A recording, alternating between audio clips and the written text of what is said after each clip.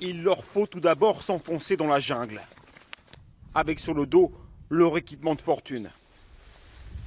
Ce qu'ils cherchent, ce sont des zones comme celle-ci, des marécages où ils vont creuser leurs tunnels à la recherche d'or. À 2 mètres de profondeur, du méthane commence à remonter. Seule solution, il faut inonder le trou pour ne pas être intoxiqué. La suite se passera donc sous l'eau. Eman Dasco est le plus ancien ici. C'est lui qui va plonger en premier. Je mets ce masque pour empêcher la boue d'entrer dans mon nez et dans mes yeux. Pour respirer, ce compresseur d'air est relié à un fin tuyau en plastique. Augmente la vitesse. Le compresseur est trop faible.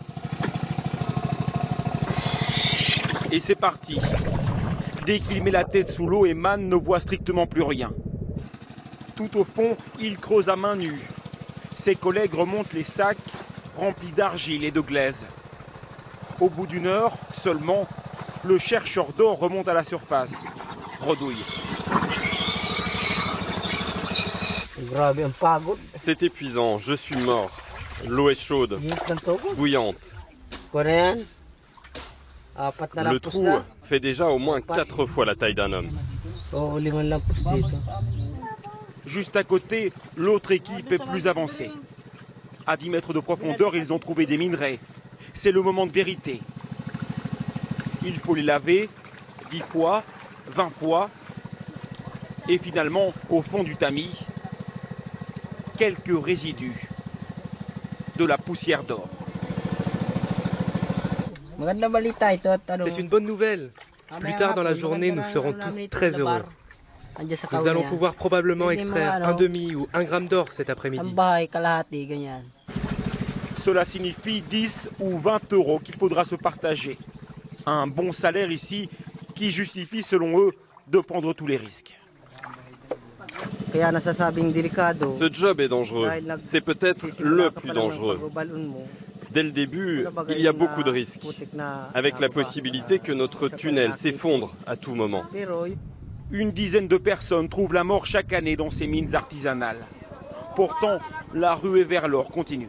Les chercheurs d'or travaillent en petites équipes d'une dizaine de personnes, mais on estime au total qu'ils seraient entre 6 et 8 000 à partir tous les jours en quête du métal jaune sur une immense zone couverte par des marécages et des mangroves.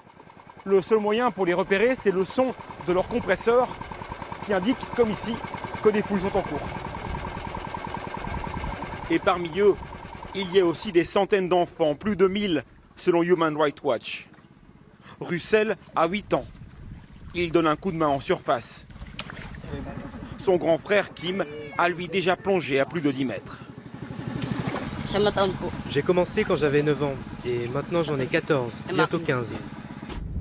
La localité la plus proche s'appelle Paracal, surnommée la ville d'or. Elle ne vit que par et pour le métal jaune. Mais alors que les mines sont illégales, les acheteurs d'or ici ont pignon sur rue. Cette petite fille vient déposer le butin du jour. Combien as-tu reçu ? 7 euros. Derrière ces grilles et cette vitre blindée, l'ensemble des pépites sont fondues. Dans la plupart des cas, elles partiront pour la banque centrale du pays ou sur le marché noir à l'étranger. Les mineurs, à moins de tomber sur le jackpot, ils gagnent très peu. Ceux qui gagnent le plus d'argent, ce sont ceux qui sont au bout de la chaîne, les gros acheteurs qui gèrent le marché. Les mineurs n'ont que les miettes. Aujourd'hui, les Philippines sont entrées dans le top 20 des plus importants producteurs d'or grâce au travail acharné de milliers de petites mains. Les sous-sols du pays renfermeraient la 2e plus grande réserve au monde, encore largement sous-exploitée.